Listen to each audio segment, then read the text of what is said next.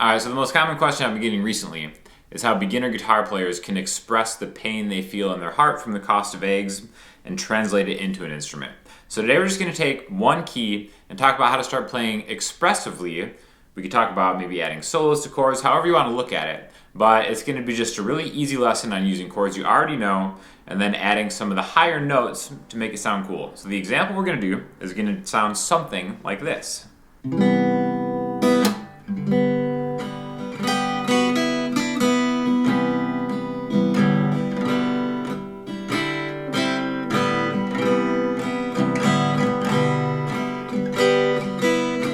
So melancholy, right?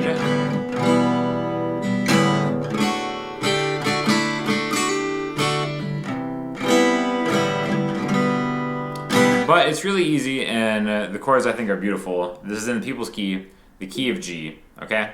So let's just talk about the first two chords. It's really just a C major 7 to a G major, okay? The easiest shape you could really do, and something that's really important for you to focus on, is just your ring finger on the 3rd fret of the A string and your middle finger on the 2nd fret of the D string. So when I do this, and then I just strum the bottom 5 strings, I end up with a C major chord. So even easier than a regular C major chord is a C major 7 chord, right? When we open that B string up, we get the 7th note away from C. A prettier, more melancholy chord that reflects the prices of groceries nowadays. And then we can just move this down a string to G, okay? Now, in the same vein, you can do the same thing with your middle finger and your pointer finger and do the same thing. But what we're gonna do is we're gonna start adding notes that go along with these chords, and we're gonna kind of play them in between to get a little more expression into your playing, right? So again, a real simple version of what we're doing is C to G. And then I'm just gonna play some notes backwards in the key, all right? So one thing that I think people skip out on a lot is thinking of the notes in the key of G just in open position, right? I think this should be one of the first things you learn, and actually learn it not from the all 6 strings position like this, right?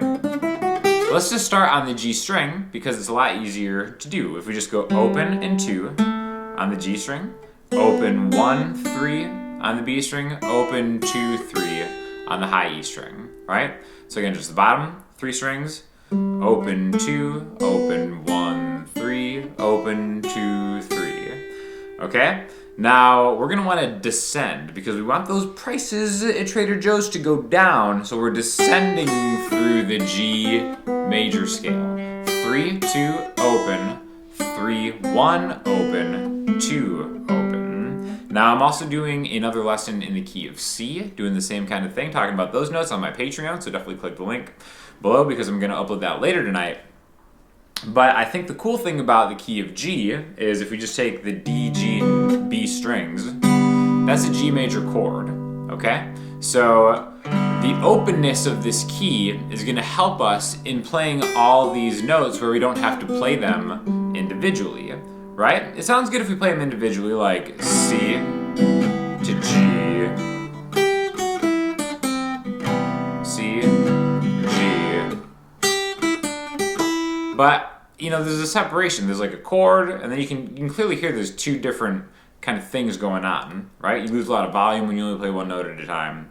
But if we add the open strings to these notes, and again, when I say the open strings, I'm just kind of aiming for like the bottom 4 or 3 strings.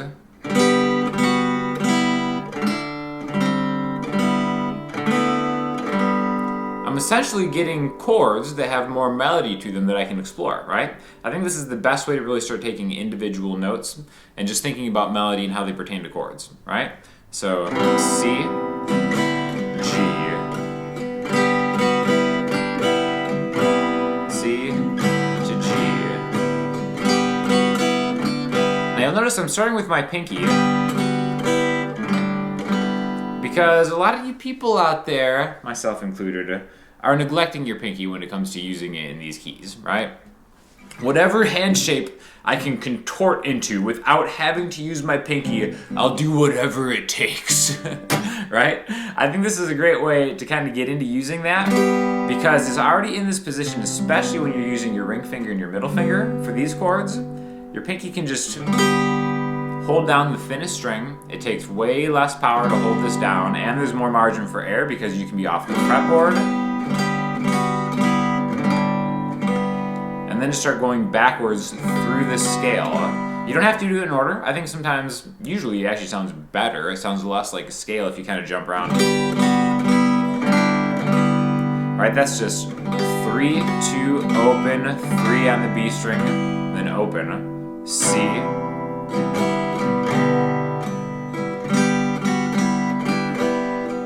C major 7, G.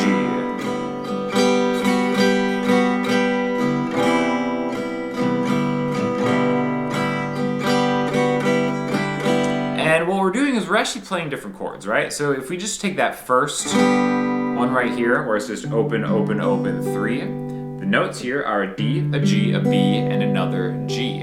So these are actually the chords that make up, or the notes that make up a G major chord, any combination of G, B, and D. Because we're playing that D note first, this is technically making it an inversion. An inversion is just a chord where the root note, the bass note, the lowest note, is not the root note of the chord. Again, doesn't matter what order they're in, just that they exist. So, when we play them like that, that's a G major chord. As soon as we go from 3 to 2, we're replacing one of the G's. There were 2. Remember that open G is already there. So now it's D, G, B, F sharp. So this would be a G major 7 chord. You can think of it as playing a different chord,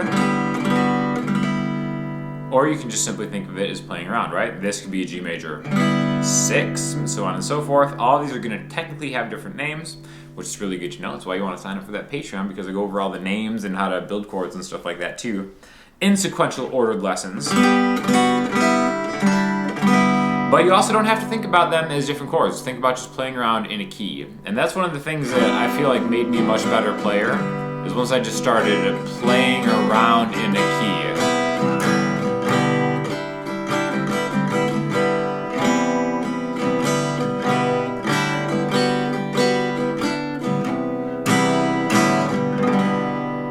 Now, one cool thing to maybe tie together different parts of a song or different parts of your playing is adding chords within the key, but then still doing the same thing melodically on top. On top just means higher up, right? And again, in this position, we're not venturing past the 3rd fret right here. This is as high as we're going, so this is going to be the tippy top.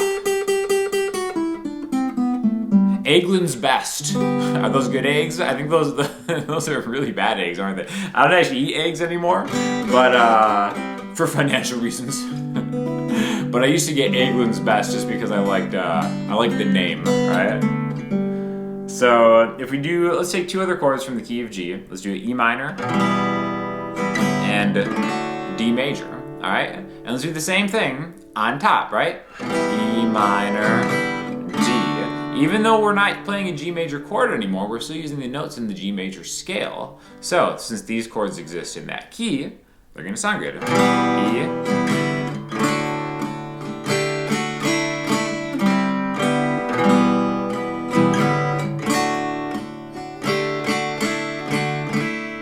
okay, now that's something that may sound familiar to you. That D major kind of move where we're just swapping out the highest note on top from 3 to 2 to open. 3, 2, open. Again, these are just going to be variations of a D chord. D major, the name would be D suspended 4, D suspended 2.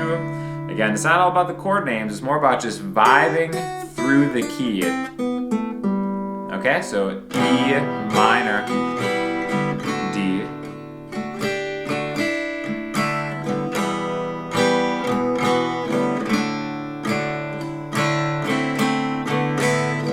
C,